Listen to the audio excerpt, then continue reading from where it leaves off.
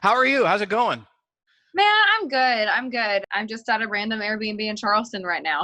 Oh, cool. Okay. Yeah, just to change the scenery and can Like a walk little, around and like a little kind of a getaway, a little staycation.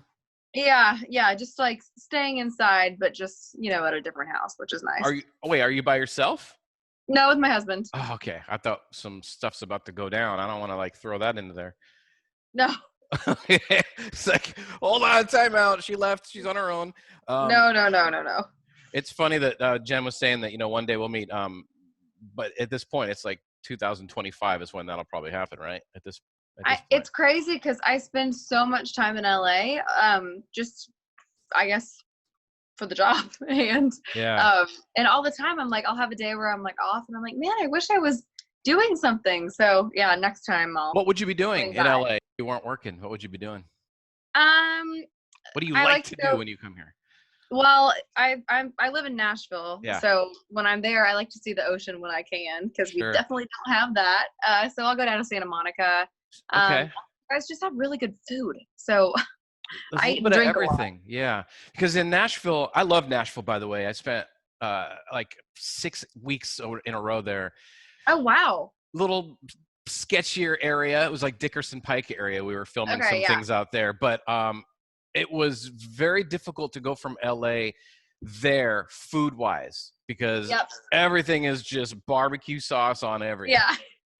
I know. I feel like I eat so much when I go to LA, but everything's just naturally healthier there that I get back to Nashville and I'm like, oh wait, everything's like smothered and covered here, isn't it?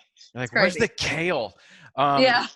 so wait, so when you go down like to the beach area, you said you go to Santa Monica and stuff, right? Is there any Yeah. other little spots kind of hidden? Because that's a lot of people in Santa Monica, kind of touristy. Do you Yeah, ever? it's kind of touristy. I don't mind it though. Yeah. I like it. Okay. What other kind of stuff you like to do? Are you a theme park girl? Do you like to you like to hike, go shopping I've on anything I've like that? done it's Runyon, right? Runyon Canyon. Yeah. I It's do kind of that a most of the staple. time that I'm there. I've done Universal a couple times. Yeah, I try to do some fun stuff. Do you ever run into any like celebs at Runyon? Some of them, there's like tons running around there always. I've actually never seen a celebrity in the wild in LA. Wow. Oh, that's a lie. That's a lie. I saw Ashley Tisdale at a restaurant one time, and I was like, "Holy shit, you're from High School Musical! This is crazy." But that's the only celebrity that I've seen like what I wasn't expecting to see a celebrity. That's Yeah, funny because at Runyon they're all hidden in like their hoodies or their hats, and you run by and you're like, wait, that was Dane Cook. I swear that was Dane Cook. And then you got to try that's to find a funny. way to go after them and just to kind of verify, not go after them, you know what I mean? But just to verify that that's who they were, but not look creepy. But how is quarantine for you? How is it? You're with Morgan. You still like the guy? You still hanging out with him? You still We enjoy being we around each other? do. We still like each other, which is good. Yeah. We haven't ever spent this much time together. So we started Right. dating when I was like crazy touring, and it just hasn't slowed down for either of us. So this is the most time we've ever had together. So it's been like kind of like what would have been the next 3 years worth of time in three Yeah. months.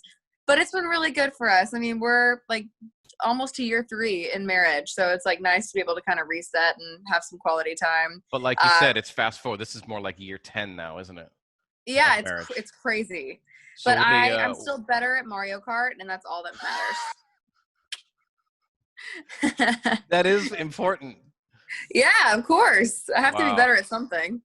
Are you guys noticing little things that start to annoy you? Like, is there some songs that are going to come out from you? Like, hey, he leaves the shavings all over the bathroom sink, or has the AC on too high. I mean, what are some of the things about him, and maybe what are some of the things that you do that probably annoy him? I mean, honestly, in our marriage, I'm the messy one. I'm the Are you? one that like sleeps late. I'm that one. So he kind of has his life together a little more than I do. So if you were asking him this question, he'd have more answers for you. I know he's in the earshot. Morgan. Um, He's somewhere. yes, probably you got him chained down somewhere. So, how's Chef Ballerini coming? Is she making some new stuff? Dude, Yeah. Listen, I'm such a foodie. Like when you said, what do you love about LA? I said the food. Like I love food. It's my favorite thing. But I've never been good at cooking. And both Right. my parents are incredible at cooking. So I was like, man, did I just like not inherit this gene? This is insane. So then finally during quarantine, I was like, I guess it's time. It's time to dive in. And I think I've got a good little decent, like cooking situation going on now. Where are you getting stuff? Like, where are you getting supplies? Are you actually physically going to the store, or are you having I'm it? not. I'm not. I mean, I know people can safely do it with their mask and stuff. I'm not there yet. No, me So, neither. Same thing. we just order them online. There's a couple websites that you can go to, or Amazon. Is there Um, like cool fun? Because I live in Studio City, which is, as you know, it's like right kind of, I'm surrounded by houses and buildings. So yeah. on the weekends I head north to an area called Moore Park, Oxnard area, because there's all these farms, which is where all the stuff's Oh, coming from. nice. Yeah, and you can just, it's a nice drive up north for about an hour, and then you can just go get fresh strawberries and celery and just Oh, straight from the ground with dirt still on it. And it's like, I feel better about doing all of that as yeah. opposed to going 4 minutes down the street to Gelson's on Laurel Canyon. Yeah, I get that. I'm sure we have a good farmer's market, but we live like downtown in the guts of it all. So we don't go anywhere. Yeah, no, I don't blame you. Yeah. I'm not ready for all that either. Yeah. You get up late. What time do you usually? What's your average day like in quarantine? Like, what time are you getting up? And are you getting up to an Um, alarm or just kind of whenever? No, I'm letting myself catch up on a lot of years of sleep, which has been really nice. Yeah, Yeah, so I wake up at like 9 most days, which is pretty crazy because the world's already been, started for a couple hours. But that's early um, still. oh God, no, 9, no. I mean, if I'm I mean, hungover, then maybe 10. But how is it now? I'm still waking up over here. I wake up, I found that like my first cup of coffee, like that hour where I'm having my first cup of coffee is when I'm most creative. So that's when I'll shut the door and just see if I can write anything, Sure. um or not, but that's always the time where if something's going to come out, it's then. And then like I found it's really helped me to make a to-do list every day, which Oh, I'm not really much of a planner, but for me to have some sense of accountability to like feel like a human that's being productive, I write everything down that I need to get done, even if it's like walk the dog. It's like obviously I'm going to walk the dog anyway, but I sure. just like to have it to cross off. It just keeps me accountable and kind of helps me get through Is that like on every your day. notes on your phone? Or are you just kind of No, constantly adding to I it? hand write it down. There's like Oh, something really therapeutic about actually like scratching it off once you do it. oh, wow. It helps me not feel like every day's Groundhog Day. Sure.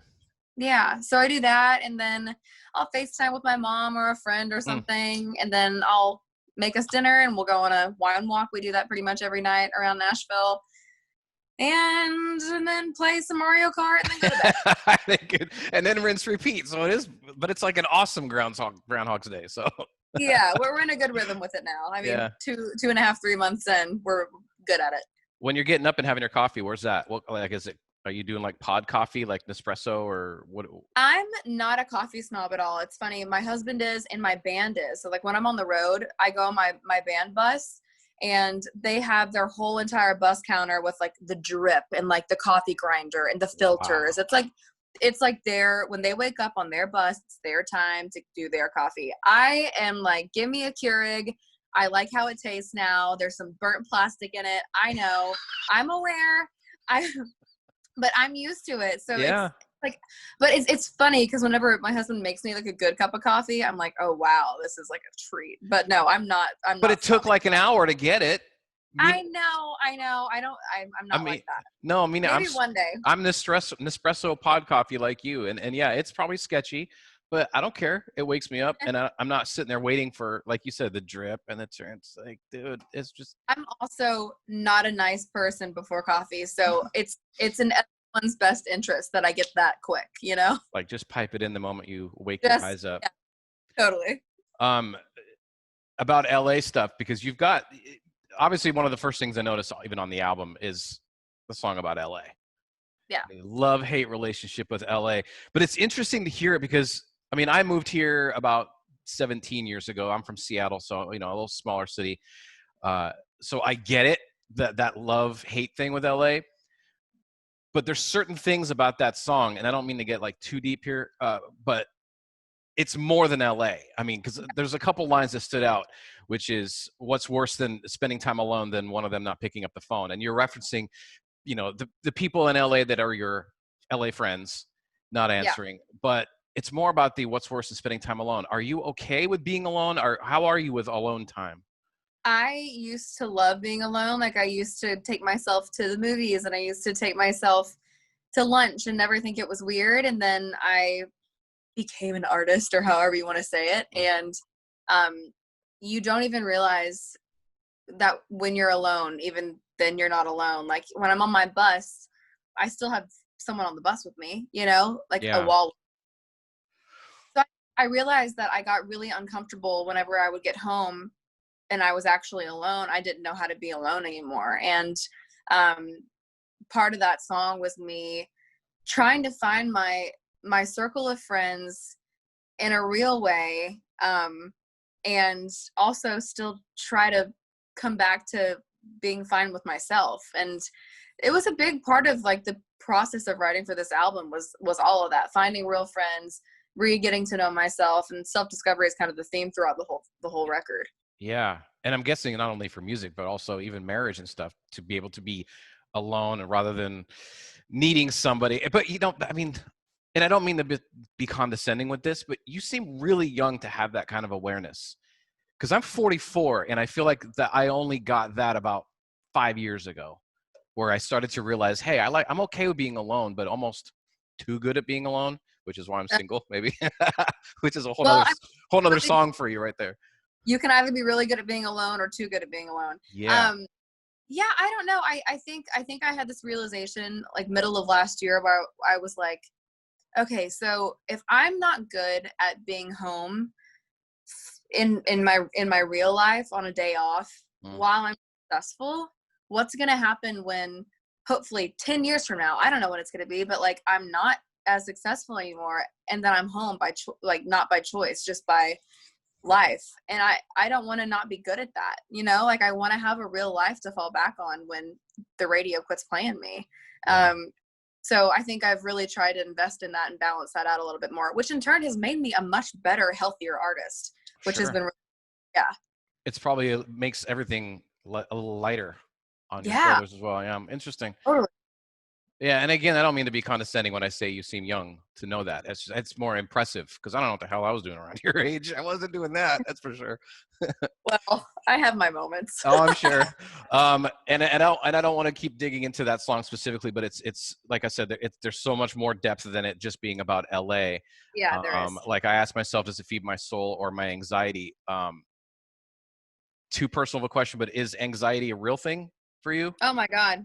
Is Yeah, it? I mean, it was really taboo to talk about growing up. Like it wasn't a real thing, I guess, in our household. And then I, I don't know. I think I finally got to a place where I was like, it was really crippling for me. Like I would get really sick before like a red carpet or something, like, cause I was so anxious about someone saying something mean or me not looking good enough, and red carpet's like a very exaggerated, example, but it would be in my real life. Everything I posted, I would overthink, and conversations, I would be like, oh my God, why did I say that? Like I was just overthinking everything.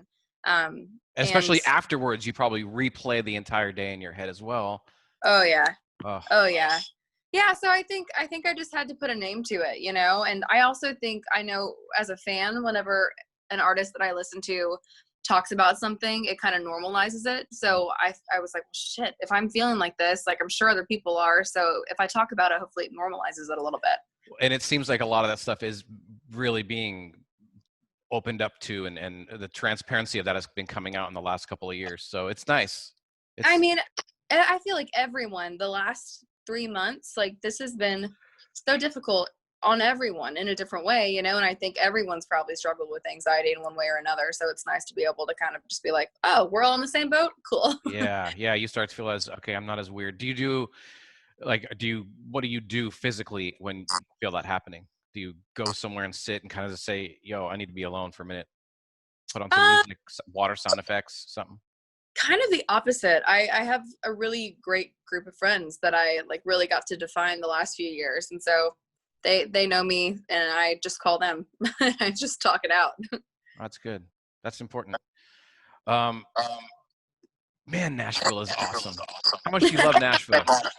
I do love it. I do love it. It's growing so much, and like I said, we kind of live downtown, and so we hear like all the party like Yeah. trucks and everything playing. Man, I feel like a woman on repeat. It's getting like very very party, but I do love it.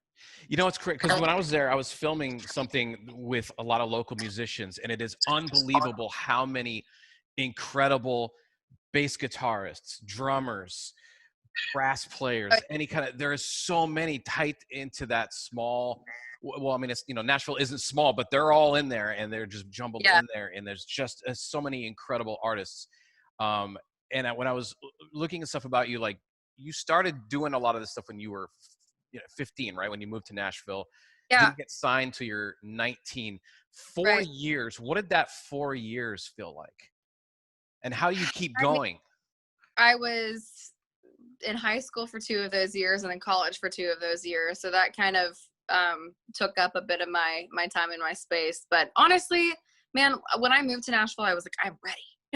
And I was so far from ready. And I really, really needed those years to like grow up a little bit and also like have experiences to write about, because when you make your first record, you have all the time in the world, and then all of a sudden it's time to make your second record, and you're doing it in between nonstop touring and flying and meeting people and all that stuff. So I'm really grateful that I had the time to like have my first relationships and make some really great friendships and like, you know, like do the college thing. Like I got to experience a lot of stuff that I still write about. It probably makes it a little easier having that kind of experience to pull from, I would think, right? Because at that point, I know a lot of musicians, even when you walk down, it's Broadway, right? It's the main part there. I never know what it's called, but it's just like, it's incredible for anybody who might be listening or watching this video. When you're walking down the street and you've got a bar right here with the wall open, and you can hear a band. 2 feet further down, whole different band. Another 2 feet down, a whole different band. And it's just there's a lot of musicians that are just going, man, one day.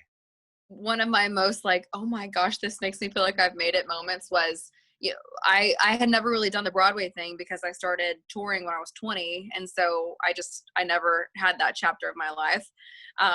But like, I guess like 2 years ago, I had a weekend at home, which is very rare. And my friends were like, you have to do Broadway. You've never done it. It's part of country music. You have to do it. So I was like, okay. And I remember one of the bar singers was singing my song Peter Pan, and I was passing the building and they were singing it, and I was like, oh my God. It was like, what did you do? I mean, I went in and I stood in front of the stage until they knew it was me, and then I was like, thank you, and I gave them a tip, and it just like made my entire week. What was their reaction when they realized it was you? Well, it was a young girl, you know, so it was kind of like, it was like this moment where it was like, I see you, you see me, cool, keep going, you know. Oh my God. She tells that story every day. Guaranteed. You know she does. You know she does. I mean, I know you're being humble, but there's no way she doesn't tell that story every day to people. Well, I mean, I tell the story too, so it was equally as cool. Hey, how's this new song from with Halsey, the other girl? Can we talk about that for a second? Because that song is incredible, and it's interesting because the way that country music has kind of evolved in even the production side, using these low pass filter loops underneath. And, you know, I know there's always been like top 40 hip hop country, but it's like these lanes now that used to be, you know, like on a freeway where it's these solid yellow lines. Now they're broken up and everybody's just kind of bleeding over into each other. And that song really does, I feel, more than any of the others on the album, which, I mean, tell me about that song and specifically about Halsey. Did you guys meet when you guys recorded it, or was it? Well, no. So I had never had a collaboration on one of my records before. But then I did a song with the Chainsmokers and did a song with Thomas Rhett and a couple other people, and I just fell in love with collaborating. But what made it great was because I respected the artist that I did it with, and then became really good friends with them. And so I'm friends with Halsey. You know, I met her a couple years ago, and we became real life friends. And so it was, to me, like she was the only person I would have done this song with, because she's someone that I enjoy being around and that I respect as an artist. But basically I really wanted there to be a like a modern day pop country The Boy Is Mine or Does He Love You. What a It's just, reference. Good reference. Yeah. yeah, like I remember both of those songs when I was growing up, and the sass and the angst that they have, and so when Ross, the producer, played me this track, it reminded me of that kind of moodiness of Halsey's music that I love so much, that I'm drawn to. And then I wanted to kind of write a story around that for her and I. And so yeah, and as far as the production on it, like I let this one be what it is, and it's a pop song, you know. And I think for my first two albums, I was really scared to kind of push that boundary, but I think I'm comfortable with it right now. I'm comfortable with letting the music live where it's supposed to live, and I make pop country, you know. There's no fear from country fans, because I know country fans, as much as they are the most diehard loyal Yeah. fans, but you know they could be a little possessive of their artists, I guess. So the worrying about them, this, you know, going a little too far makes you feel like you don't feel like they might think you're abandoning them at all.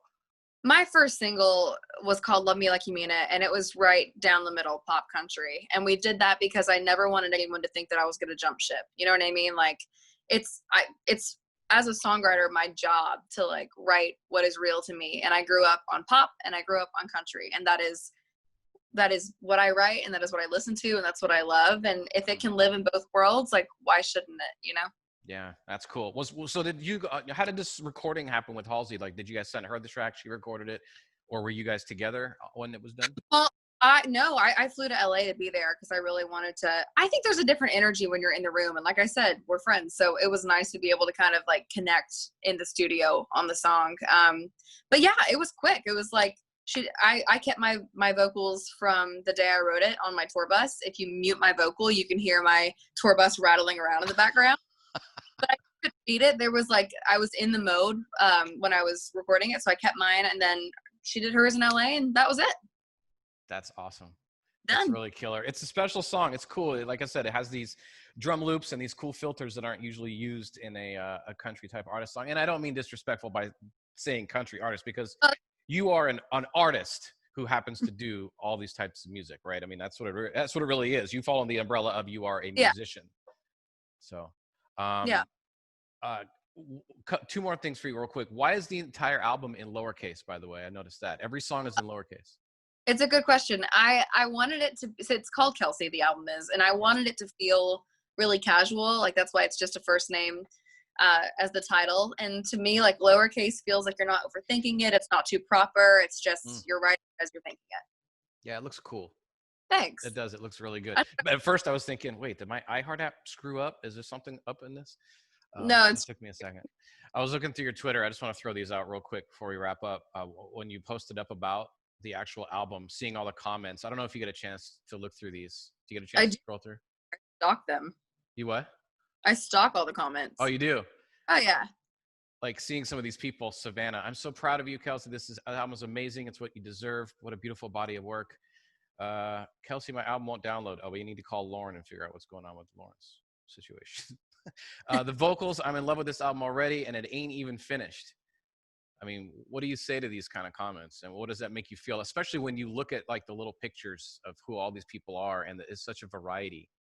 Yeah, I mean, I've gotten to meet so many of them, which has been awesome. But I think for me with this record, you know, we put it out March 20th, which was like the week that the country shut down, and very discouraged in like a zoomed in selfish, this is my album that I've been working on for 2 years, obviously first world problems, but I was really, really disappointed, and all the plans that we had made went away, you know. But the wonderful silver lining of that was I got to talk to people that were buying the album, listening to the album for the first time. And normally on Street Week, you know, you're like a chicken with your head cut off. And for the first time, I wasn't. I was sitting at my apartment and I was reading what people were thinking in real time as they were listening to it for the first time. And that was really special. So I got to really know what people thought really quickly. That's awesome. That's the immediacy of Twitter. Usually you see bad comments. There's no bad comments on here. Oh, there's plenty. Just dig a little deeper. Proud of you. Thanks for the pizza. This album is so good. What? Did you send Maddie a pizza? I don't know anything about what that's about. To listen to the album with. Oh, lyrics are so beautiful. Each song is so relatable. But I can't imagine me seeing tweets like that about me. So just the idea that what you must see, or what you must feel reading those kind of things. It's super encouraging. It's super encouraging, especially like I'm the kind of artist that like I overthink and pour every ounce of energy and thought I have into an album. So to get that back is nice. It makes it all feel worth it. Good. Well, go enjoy some time away. And I don't want you to drive all the way out there to sit in the Zoom with me for 5 hours. So, well, thanks for hanging. I appreciate it. I appreciate you taking the time, seriously, and I look forward to the year 2024 when you can come into our iHeart building. It was 2025. We've lost a year. This is progress. Well, you've calmed me. You've made me feel at ease a little bit. So, but thanks again, and we'll talk to you soon. Yeah, we'll see you soon. Have a good one. Bye. Bye.